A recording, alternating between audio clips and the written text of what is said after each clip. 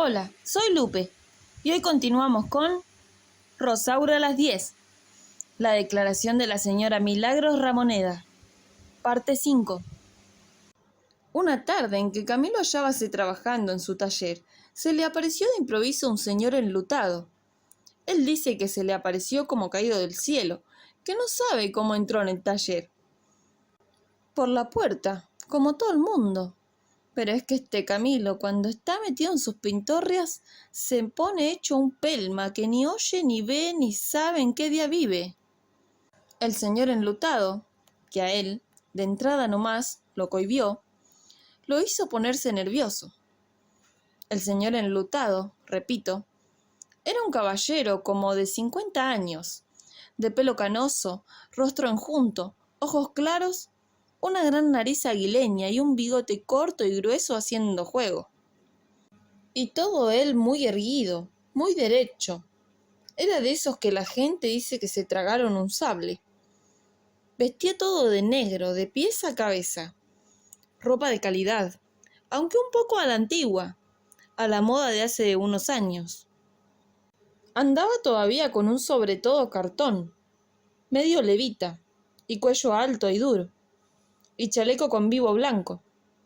Se veía que era una persona de dinero. Hasta usaba bastón. ¿Usted es el señor Camilo Canegato?, preguntó autoritariamente, como hombre acostumbrado a mandar. Tenía una voz tan grave, tan ronca, que volvía solemne todo lo que decía, y una mirada terrible que, según Camilo, asustaba. A él sí lo asustaría, ni decirlo.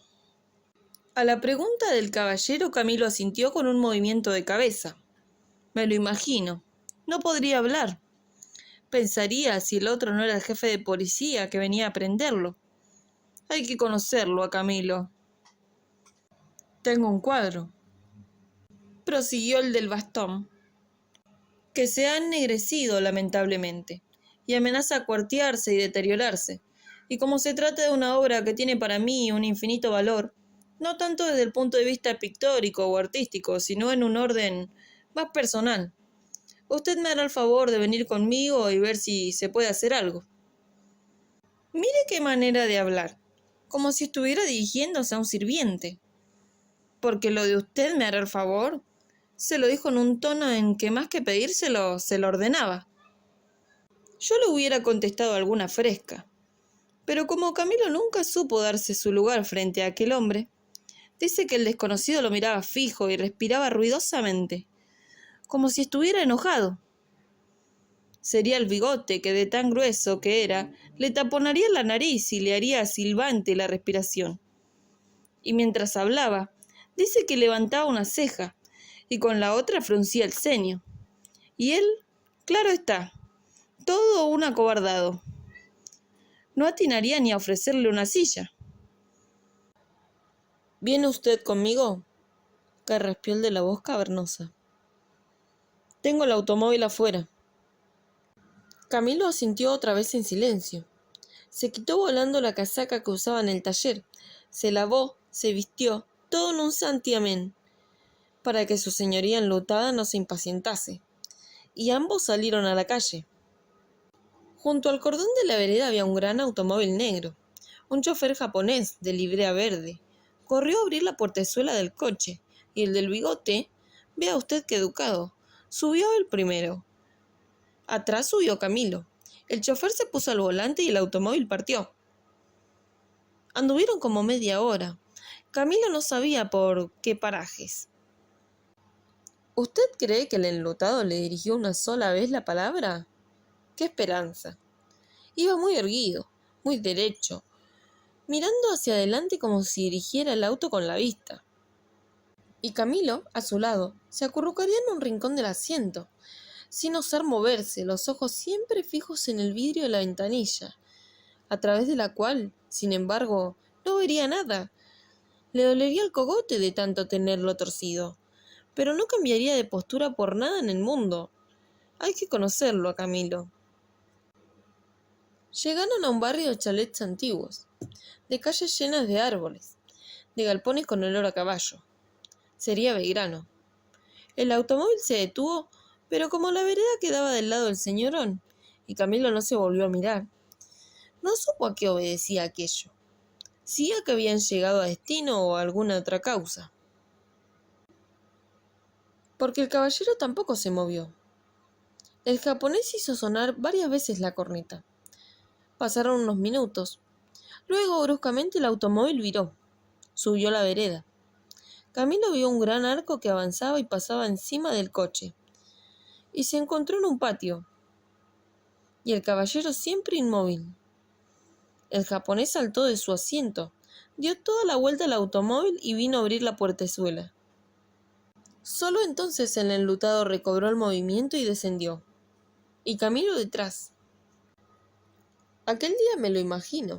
No vería cosa alguna. Lo que nos describió lo iría viendo después, a medida que fue repitiéndose la escena. El patio donde se hallaba era un rectángulo flanqueado por altas paredes, húmedo y viejo, con algunas plantas de cementerio, cipreses y tuyas, de un verde negruzco que entristecía el ánimo. Ni una flor. Y yedra por todas partes, como una mortaja, y musgo, y verdín comiéndose las paredes y las baldosas. Atravesaron aquel peristilo de la Recoleta, el enlutado delante, Camilo pisándole los talones como un perro de ayuda. Llegaron a la casa que se alzaba a los fondos, también ella amortajada de yedra. El desconocido se metió adentro, sin hacer un ademán a Camilo, sin invitarlo a que entrase. Vea qué educación. Lo consideraría poco menos que un albañil al que se llama para que arregle una gotera. Camilo titubeó un minuto. Luego se decidió a penetrar en la casa en pos del otro. Lo primero que sintió fue olor a humedad, me imagino, con todo aquel manto de follaje alrededor, lleno de babosas, de caracoles y de toda clase de insectos. Después de cruzar unas oscuridades, vióse Camilo en un gran salón, o vestíbulo, tristemente iluminado por la poca luz que se colaba a través de unas estrechas ventanas de iglesia. Había allí una infinidad de muebles, todos pesados, altos, retorcidos, con 1000 firuletes, como los que se usaban en tiempos de rosas, y cuadros y lámparas y jarrones y adornos y dibujos y muñecos y relojes, hasta cubrirlo todo, como una selva. En el piso, alfombras de medio metro de espesor, sobre las que se caminaba como por el aire, sin hacer ruido y sin sentirse los pies. A él aquello le parecía lujosísimo y digno de admiración, pero lo que es a mí, nunca he comprendido cómo hay gente que pueda tener su casa como una mueblería, donde uno no da un paso sin tropezarse con algo, y sin que se pueda caminar derecho, porque hay que ir esquivándose de 50 objetos puntiagudos que quieren vaciarle un ojo. ¿Cómo harán para volver a hallar alguna cosa que se les pierda en medio de aquel bosque? Es lo que yo no sé. Salieron del salón y pasaron a un vestíbulo más pequeño, en el que había una escalera de mármol, con barandilla de hierro forjado. Subieron por la escalera, el del levitón por delante, Camilo siempre detrás. Estaría cada vez más impresionado Camilo con todas aquellas peregrinaciones. Y el otro sin volver siquiera la cabeza a ver si Camilo lo seguía. Dios mío, qué hombre. Cuando él me contaba estas cosas empecé a tomarle ojeriza al enlutado. Y eso que no sabía lo que vendría luego. Llegaron al piso de arriba. El desconocido anduvo por unos corredores oscuros y alfombrados, y finalmente se detuvo delante de una puerta. Abrió la puerta y entraron ambos en un saloncito o gabinete, donde había un escritorio, varios sillones de cuero y libros por todas partes. Su señoría rompió por fin a hablar. «Ahí lo tiene usted», le dijo a Camilo, y le señaló con la barbilla un enorme cuadro en la pared, después de lo cual se desentendió del asunto. Se puso a quitarse ceremoniosamente los guantes, el sombrero, el sobretodo, y se sentó como un milord detrás del escritorio. Camilo se paró delante del cuadro y empezó a estudiarlo. Él dice que lo estudiaba, pero ya me lo imagino. No vería nada. vería una mancha de varios colores y nada más. Solo después de un rato largo comenzaría a darse cuenta de qué era lo que tenía delante. Lo que tenía delante era un gran cuadro al óleo, y representaba la figura de una señora cuarentona, hermosísima, rubia, vestida a lo dama antigua. Llevaba el tal cuadro la firma de un pintor famoso, pero estaba, dice Camilo, malísimamente pintado. Malísimamente desde su punto de vista, porque lo que él miraba era si el pintor había puesto los materiales como es debido, y si no había engañado al dueño del cuadro. Pero el cuadro estaba todo deslucido, y se iba a cuartear a plazo fijo. Aquel pintor tendría mucha fama, dice Camilo, pero merecería que lo mandasen a la escuela. Pues bien, Camilo seguía estudiando el retrato y no se atrevía a decir nada. Esperaba a que el otro hablase, y el otro, sentado frente a su escritorio, no abría la boca. Así pasaron como 20 minutos. Camilo ya no sabía qué mirarle al cuadro. Le descubriría hasta las suciedades de mosca. Pero mire que también Camilo. El viejo se quedaba callado, seguramente porque creía que él estaba muy engolfado en el examen de la pintura. Por fin se decidió, si no a hablar, por lo menos volverse en silencio hacia el caballero. Entonces le preguntó: ¿cuál es su opinión? Camilo se la dijo. Dice que el otro lo escuchó atentamente y que parecía impresionadísimo de ver cuánto sabía Camilo. Porque dice que él le espetó una conferencia como de 1 hora, explicándole por qué el cuadro había perdido sus colores y por qué se cuartearía, y que el pintor había colocado esto sobre aquello, en lugar de aquello sobre esto, y qué convenía hacer para reparar el desaguisado. El señorón repetía a cada palabra de Camilo: ajá, ajá. Claro que sí, que estaría impresionadísimo, porque Camilo en sus cosas es un fenómeno de hombre. El otro pensaría: y yo que lo trataba con tanto desprecio. De allí pasaron a conversar sobre el arte, sobre la pintura y los pintores. Dice Camilo que el caballero sabía mucho, pero como él sabía más, el otro bajaba la cresta. Me lo imagino, porque Camilo, en cuanto le tocan el tema de los cuadros, sabe hablar como un libro abierto, y se entusiasma, y hasta pierde la timidez. Porque él es de los que creen que el mundo está pendiente de lo que borronean 4 locos de barba, y que si uno de los locos puso azul donde debía ir verde, o viceversa, la gente ha de mesarse los cabellos y las naciones se declararán la guerra. 1 hora conversaron. Si puede llamarse conversación al estar discutiendo estúpidamente como 2 niños, si Guagua pinta mejor que Cézanne, o si Cézanne vale más que Renoir. Por ahí el enlutado se empeñó en que Camilo viese toda su colección de cuadros, y otra vez subieron y bajaron escaleras, y recorrieron salones y pasillos, y atravesaron bosques de muebles. ¿Vivirá solo este hombre en una casa tan grande?, pensaba Camilo, porque nadie más había asomado el pico. Varios cuadros de la colección necesitaban también una buena mano, y así se lo hizo notar Camilo. Entonces el caballero le pidió que se encargase de restaurar todas aquellas antiguallas. Comenzando, dijo, por el retrato de mi difunta esposa, que es el que más me preocupa, y en el que más interés tengo. Así supo Camilo que la dama rubia era la mujer del caballero, y que había muerto. Por eso andaba él tan enlutado. Camilo aceptó el trabajo, y entre ambos convinieron que lo hiciese allí mismo, porque no iba a llevarse y traerse aquellos armatostes. Eligieron, a tal efecto, una salita de la planta baja, algo más soleada que el resto de la casa.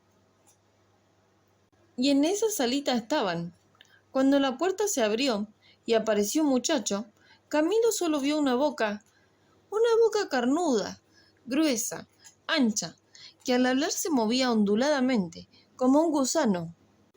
¿Estás ocupado, tío?, dijo el recién llegado. ¿Qué quieres?, contestó el viudo secamente. Por lo visto, este trataba así a todo el mundo. Necesito hablar contigo. Se trata del asunto de...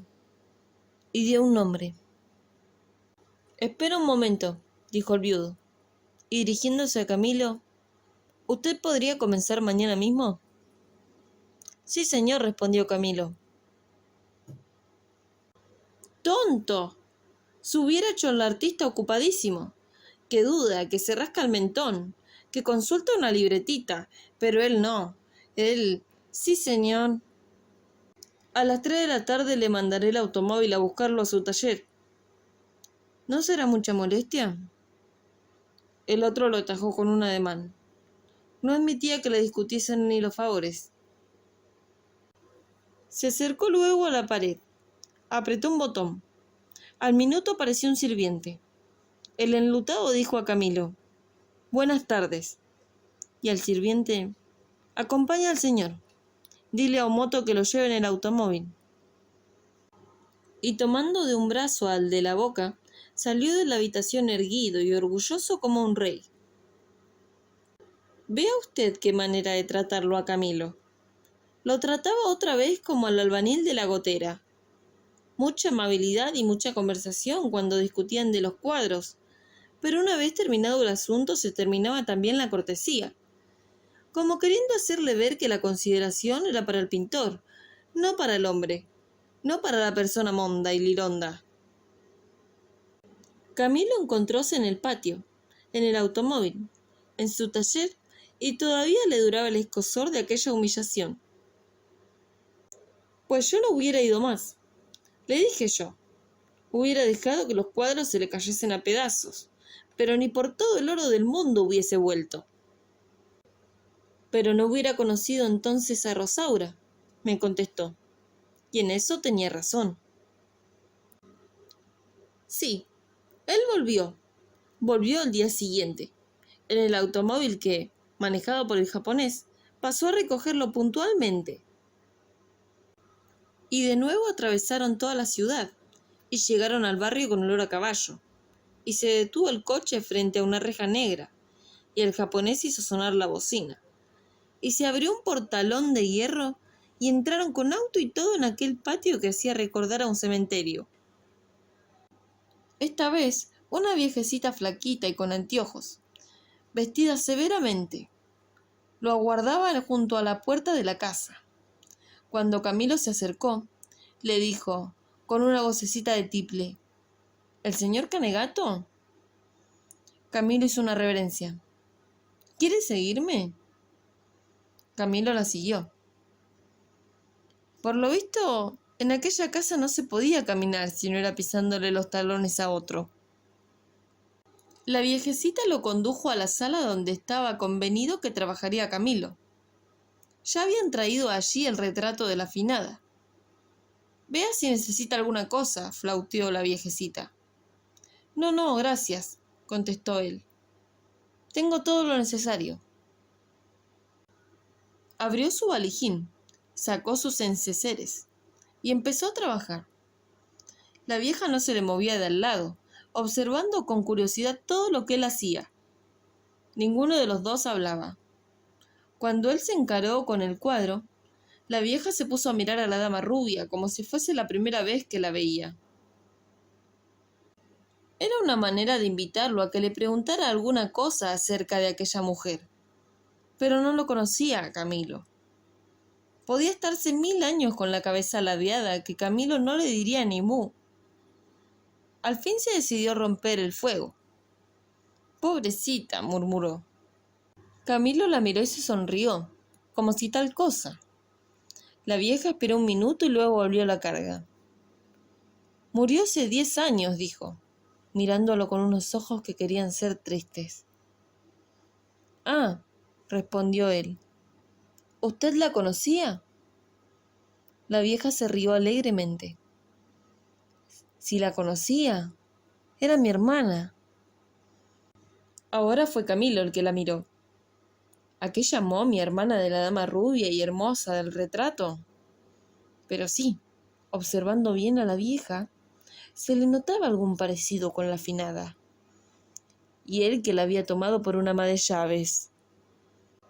Camilo prosiguió trabajando. Mire qué testarudo. ¿Por qué no le daba el gusto a la otra? Que se ve que se moría de ganas de conversar. Pero la vieja estaba decidida a hablar a toda costa. Murió de cáncer, dijo de pronto. 4 meses le duró la agonía. Y lo decía como si estuviese orgullosa de los 4 meses. No quería que nadie la atendiera, sino yo. Y comenzó a contarle a Camilo toda la historia de la enfermedad de la hermana. Menos mal que por ahí apareció el viudo, a cuya vista la vieja no solo se cayó, sino que se eclipsó velozmente. No se llevarían bien los cuñados. Con la llegada del de la voz de Cimbre, la tarea de Camilo se entorpeció, porque aquel hombre con su pomposidad lo ponía nerviosísimo. Y para colmo vio que se sentaba en un sillón, señal de que pensaba quedarse un rato largo. Y se quedó. Sí, señor, se quedó como media hora. ¿Qué creería? ¿Que Camilo iba a estropearle el cuadro? ¿O que si lo dejaba solo le robaría alguna cosa? Y en toda la media hora no pronunció palabra. Y Camilo sintiendo la presencia de aquella figura de luto, con aquellos ojos como linternas. Casi prefería a la vieja, con su charla de cánceres y enfermedades. A ratos, aposta, el viudo hacía repicar los dedos sobre una mesita, y a Camilo les temblaban los pinceles. A las 6 de la tarde, y como declinara la luz del sol, Camilo interrumpió la tarea, y otra vez el sirviente que lo acompañaba hasta el automóvil, y otra vez el automóvil que lo conducía de vuelta al taller. En fin, señor, no quiero aburrirlo con detalles que no vienen al caso. Bástele saber que, para restaurar los cuadros del viudo, Camilo fue a aquella casona durante muchos días. Y siempre en automóvil. El japonés, seguramente por orden de su amo, elegía para cada viaje calles distintas. Y a Camilo le era imposible, según él, reconstruir el itinerario. Yo no le creo. Ya le diré, más adelante, la razón de esta artimaña de Camilo. Algunos días, el viudo parecía inspeccionarle la labor, con lo que solo conseguía que la tal labor se estancase. Pero otros días no se hacía ver, y entonces Camilo trabajaba con todo sosiego. En cuanto a la vieja, desilusionada por la poca locuacidad de Camilo, apenas lo conducía hasta la sala, daba media vuelta y se iba, no sin antes advertirle todas las veces lo mismo. Si necesita algo, toque ese botón. Pero un día hubo un cambio en aquellas escenas siempre iguales, y ese cambio decidió el destino de Camilo. Fue un día en que el viudo no había venido a meter sus narices. En la paz de la salita, a la luz del sol, que entraba a chorros por las ventanas veladas apenas por cortinas de voile, Camilo retocaba lo que él dice que era una joya. Un cuadro de no sé qué pintor, un apellido italiano que ahora no recuerdo. Cuando sintió de pronto una sensación rara. Usted sabe, esa sensación de que alguien nos está mirando la nuca. Se volvió y entonces la vio, de pie en el fondo de la sala. La difunta mujer del viudo lo contemplaba en silencio. A Camilo por poco se le cae lo que tenía en la mano. La aparición le sonrió y dijo quedamente: «Perdóneme, no quiero interrumpirlo». Pero no, era joven, aparentaba 25 años. Tenía el color y la belleza de la vida. Pero en todo lo demás era la exacta reproducción de la dama rubia que había muerto de cáncer después de 4 meses de agonía. «Será su hija», pensó Camilo. Y reaccionando contestó: «No me interrumpe, al contrario». La joven avanzó unos pasos y se colocó de modo que pudiese ver todo lo que él hacía. Camilo siguió trabajando. Dice que la presencia de aquella muchacha no lo cohibía, como la del padre, ni lo fastidiaba como la de la vieja. La observó de reojo, rubia y de cutis blanco como la que sin duda era su madre. Tenía, sin embargo, una expresión más dulce, más serena, más reposada que la que mostraba la dama del retrato. Pasaron unos minutos. Él dice que fueron unos minutos. Habrá sido media hora, sin que ninguno de los dos volviese a hablar. Le creo.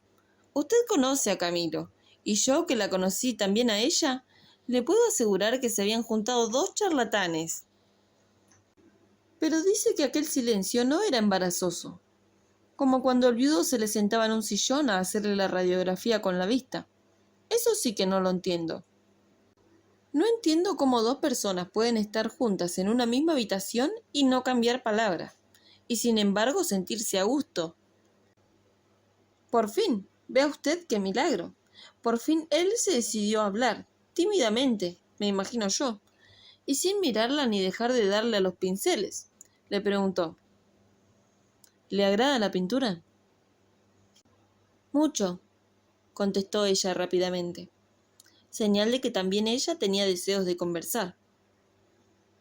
Y tanto que todavía agregó: claro que yo conocía la pintura como obra de arte, ya terminada, inmutable y eterna.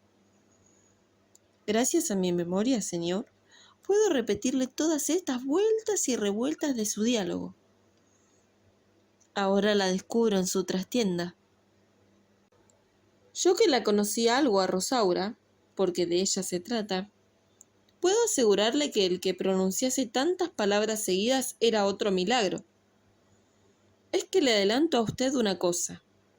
En aquella mansión del viudo había tan pocas ocasiones de hablar con nadie que Camilo fue, para Rosaura y hasta para la vieja, una oportunidad de desquitarse.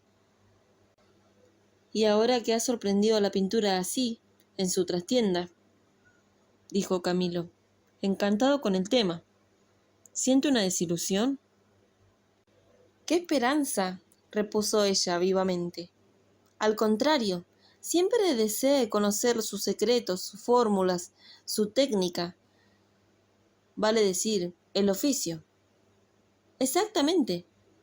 Quizás al que lo posea le parezca la parte vil de la pintura, pero para el profano es tan apasionante descubrir cómo un lienzo blanco puede transformarse en el molino de la galleta.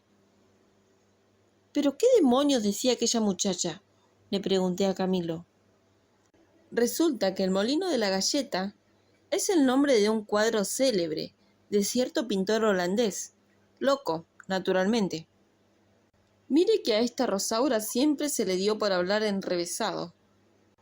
Lo que quería decir, traducido al español, es que a ella le gustaba saber cómo se fabricaba un cuadro al óleo. No le gustaría nada. Porque mire si a una joven soltera y de buena familia le iban a interesar esas cosas. Pero lo de la pintura era un pretexto, lo mismo que el cáncer para la vieja, para quedarse allí y charlar un rato.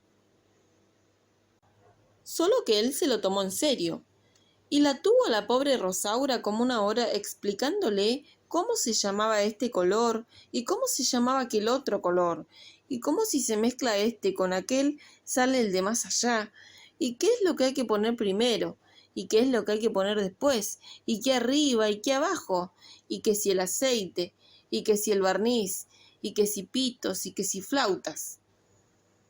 Este Camilo, siempre el mismo alma de cántaro. Y si lo dejan seguía un año entero. Rosaura estaría aburridísima. Él dice que no, que lo escuchaba con la boca abierta. Sería para atajarse los bostezos.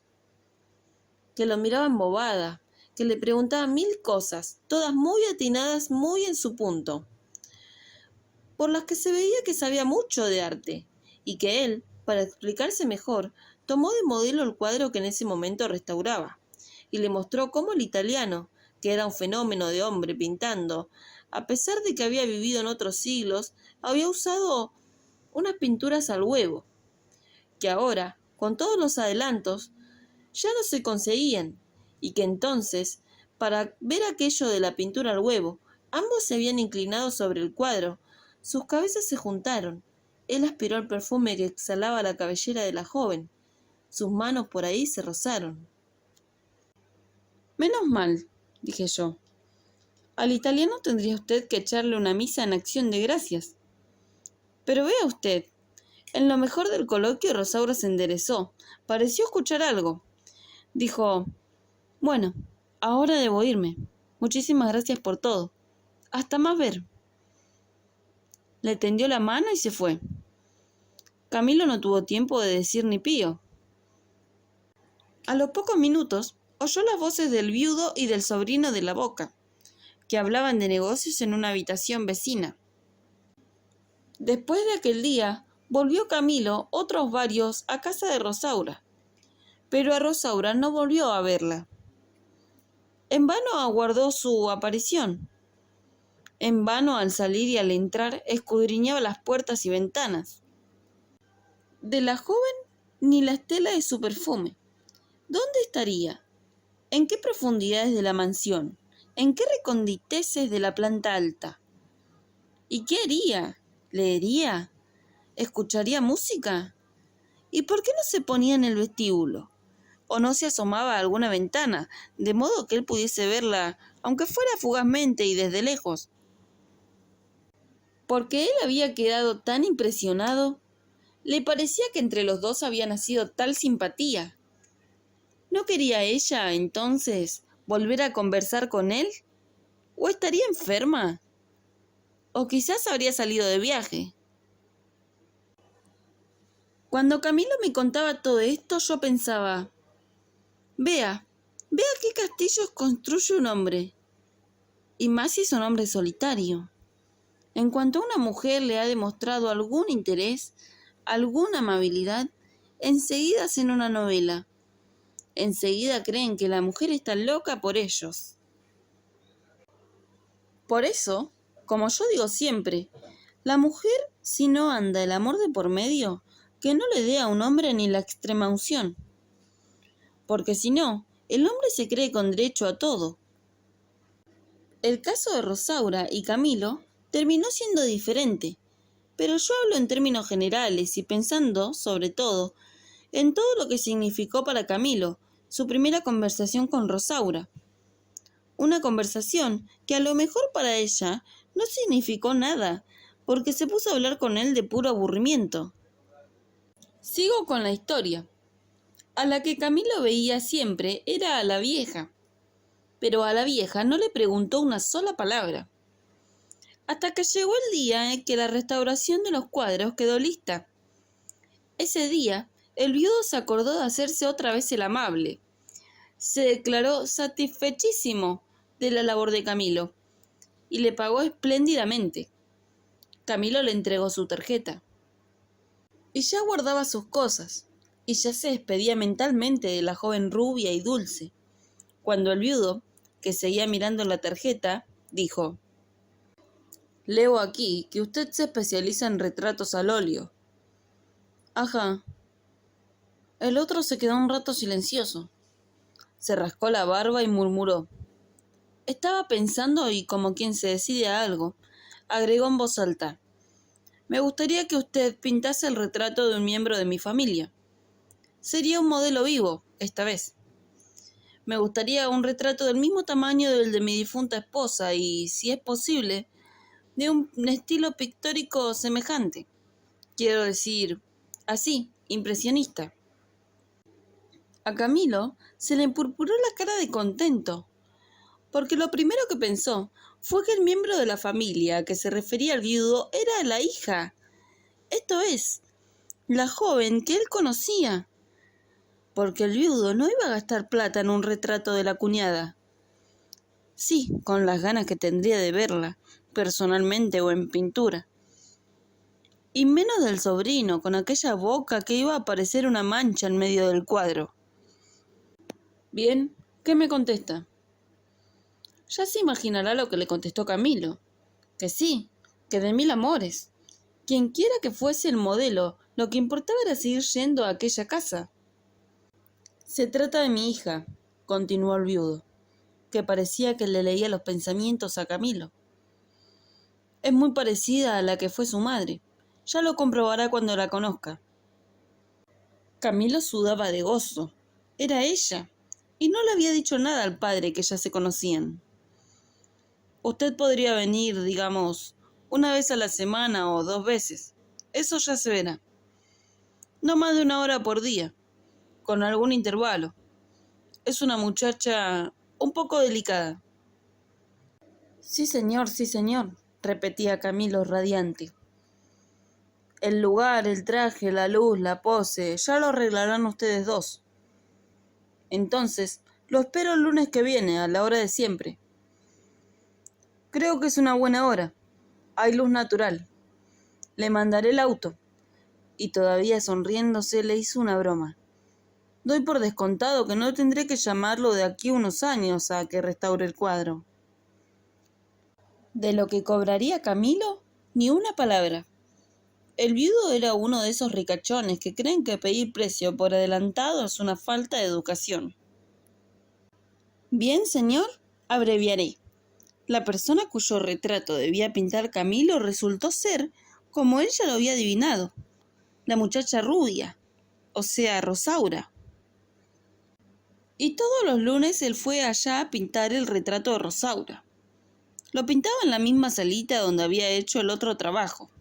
Rosaura, vestida con un traje de fiesta, sentábase en un sillón junto a una ventana. Y él la retrataba de 3/4 de perfil. Pero no estaban solos. No vaya usted a creer. La tía también venía y se quedaba de centinela toda la tarde. La mandaría al viudo para que vigilase. O porque le parecía mal que su hija estuviese a solas con un hombre. ¿Qué se pensaba? ¿Que Camilo iba a retratarla desnuda? ¿O que iba a aprovecharse de la ocasión para cometer con ella alguna fechoría? Y si pensaba que la vieja servía de algo, estaba frito, porque la vieja enseguida cabeceaba y se dormía como un tronco. Camilo dice que se dormía. Yo no sé. Me hubiera gustado ver si estaba tan dormida como aparentaba. En cuanto al viudo, no aparecía nunca. El que sí se asomó una vez, fugazmente, fue el de la boca. El resto usted ya se lo imagina. A lo largo de las sesiones de pintura, Camilo y Rosaura se enamoraron uno del otro como dos chiquilines. A Camilo Rosaura lo enajenaba. Aquella joven tan dulce, tan buena, tan discreta, lo elevaba al 7º cielo. Si ya el primer día le había causado tal impresión, figúrese después de que se trataron, se conocieron y hasta cierto punto intimaron. Cualquier cosa que hacía Rosaura a él lo ponía en la gloria. Ella lo miraba, o le sonreía, o movía un dedo, o se rascaba la nariz, y él se sentía que desbordaba de ternura. La misma fragilidad de Rosaura, aquella delicadeza, aquella transparencia de carácter, que la volvía más rubia y más blanca todavía. Le hacía sentir deseos de protegerla, de cuidarla, de mimarla. Le preguntaba a cada rato, ¿no estás cansada? Y cuando ella, con una sonrisa de virgen, le contestaba que no, él sentía deseos de ir a sentarse a sus pies y abrazarle las rodillas. Me hago cargo. A los 40 años era su primer amor, el primer amor verdaderamente grande que le brindaba la vida. Pobre Camilo, le parecía imposible. Y Rosaura también. También Rosaura se enamoró como una loca de él. Y la pasión, primero tímidamente, luego irresistiblemente estalló entre ambos como un incendio. Fue un caso de esos que salen en las novelas. Camilo aguardaba la llegada del lunes como quien aguarda que le entreguen una herencia. Y Rosaura lo mismo. Y apenas se encontraban en la salita, apenas se miraban y se saludaban, sentíanse como afiebrados y le bastaba decirse cualquier cosa baladí. Hoy es un lindo día. ¿Qué le parece si corremos esta cortina? Para embriagarse como con 1000 ternezas y salirse ambos de quicio. Y en cuanto a la vieja, se dormía.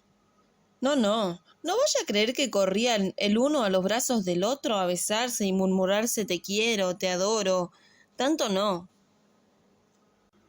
Pero se miraban, esta vez en otra forma, largamente, fijamente, como si estuvieran concertando un pacto, y suspiraban y Camilo musitaba alguna palabrita de amor.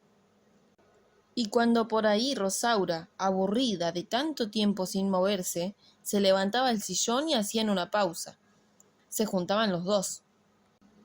Él le tomaba una mano y cuchicheaban brevemente, y entre tanto la vieja roncaba o fingía roncar. Y con todo aquello la pintura del retrato avanzaba lentamente, porque Camilo, en realidad, solo pintaba en firme cuando la vieja estaba despierta. Pero ambos no se sentían tranquilos. Temían la aparición, en cualquier momento, de alguien, del padre sobre todo, y esa zozobra les amargaba la dulzura de quererse. ¿Y por qué? Vamos a ver, ¿por qué? Dije yo. ¿Acaso hacen algo malo? ¿Acaso enamorarse es un delito? No, pero a Camilo le parecía que aquel amor no podía ser. ¿Y por qué no puede ser? Rosaura era tan rica y él tan pobre. Sus mundos respectivos eran tan distintos. ¡Qué disparate!, dije yo. Pero tratándose de usted, no me extraña. Seguro que se sentirá como un miserable, como un gusano en la mansión aquella.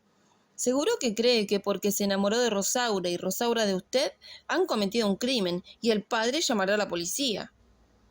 Pero no era solo él. Ella también andaba siempre sobresaltada, temiendo a cada rato que alguien los oyese o los sorprendiera en actitud equívoca. Parecía, pues, que también para ella aquel amor era una cosa que había que mantener oculta. ¡Qué disparate!, dije yo. Lo que pasa es que ella es muy tímida nada más. Si cualquier muchacha que anda afilando con un hombre tiene miedo de que la vea el padre, imagínese ella. Y más si el padre es tan terrible como usted dice. Fuese por lo que fuese, Rosaura no se atrevía a hablar con él personalmente todo lo que deseaba. Y entonces, para desquitarse, resolvió escribirle. Y todas las semanas, en efecto, le escribía a ella una carta. Y estas eran las cartas rosas que llegaban los miércoles a la madrileña, y cuyo contenido, cada vez más apasionado, dibujaba la curva de su amor. Y si él no le enviaba, a su vez, otras tantas, era porque el padre revisaba toda la correspondencia. Y en este punto de su idilio andaban cuando Rosaura olvidó poner en el octavo sobre el nombre del destinatario, y pasó lo que usted ya conoce. «Ah, don Canigato», dije cuando él terminó de hablar. «Qué rica aventura la suya, qué cosa que me parece tan a la antigua, tan de otros tiempos, no como los noviazgos de ahora. Lo felicito. Ay, si a esa Rosaura le he tomado ya una simpatía, y yo que sospechaba que fuese una aventurera. Estas, en cambio, creían que era una vieja solterona, a pesar de que, como caí en la cuenta de que si seguía por ahí iba a descubrir que teníamos leídas todas las otras cartas de Rosaura, cambié de tono. «¿Y usted? Parece mentira, sin decirme nada». «Es que», repuso él, «usted sabe, señora Milagros, como se trata de algo que todavía no es formal». «¿Cómo que no es formal? ¿O usted la quiere a Rosaura para otra cosa que no sea el matrimonio?» «No, yo no me refiero a eso. Digo que es algo que solo ella y yo sabemos». «Y ahora lo sabemos nosotras también, que es lo que corresponde». «Sí, pero nadie más». «Don Canegato, a ver si se piensa que somos unas charlatanas». «No, pero la carta de hoy...» «La carta de hoy nada». «¿Usted lo dice por los otros huéspedes? No están enterados de nada. Lo único que saben es que usted recibió una carta, que la carta es una carta de amor y que la firma una tal Rosaura. Y aunque sepan todos los demás, ¿qué hay de malo?» «No me gustaría, porque...» «¿A qué viene tanto misterio alrededor de Rosaura?» «Es que no quisiera que todo el mundo...» «Y dale con todo el mundo. ¿Nosotros somos todo el mundo?» «Confío en ustedes». No, si vamos a ir a divulgarlo por toda la ciudad. A Regel no le digan nada. Ni a Regel ni a nadie. ¿Y por qué a Regel? ¿Se piensa que vamos a contarle a Regel más que a los otros? Y ahora basta de charla y a dormir, que es muy tarde. Don Canegato, buenas noches. Y nuevamente mis felicitaciones. Estoy tan contenta. Ya la quiero a su Rosaura como a una hija. Ay, cada vez que la vea, dele nuestros saludos. Me imagino que le habrá dicho que nosotros somos como una familia para usted. Buenas noches. Y usted quítese de la cabeza esas ideas de que Rosaura es demasiado para usted.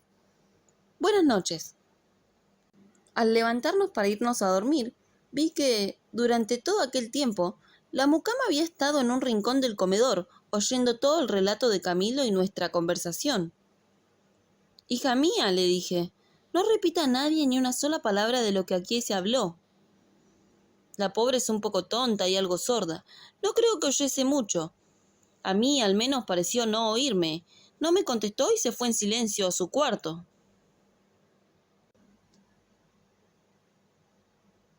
Si el video te gustó, no olvides dejar tu me gusta y suscribirte para no perderte nada. Esto es Lupe Te Lee y gracias por escuchar.